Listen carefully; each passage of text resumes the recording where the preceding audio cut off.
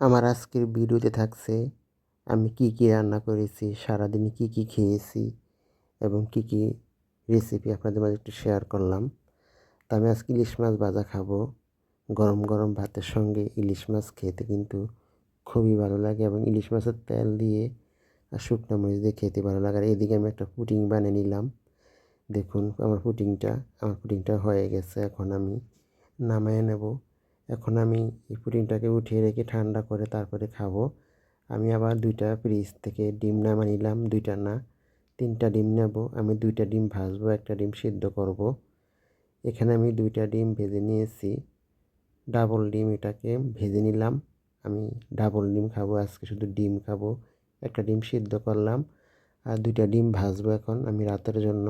এটা রাতে খাবো। আর ইলিশ মাছ ভাজা দিয়ে দুপুরে খেয়ে নিলাম। এই ছিল আমার আজকের ভিডিও। আমার ভিডিও ভালো লাগলে অবশ্যই লাইক কমেন্ট করবেন। ধন্যবাদ সবাইকে।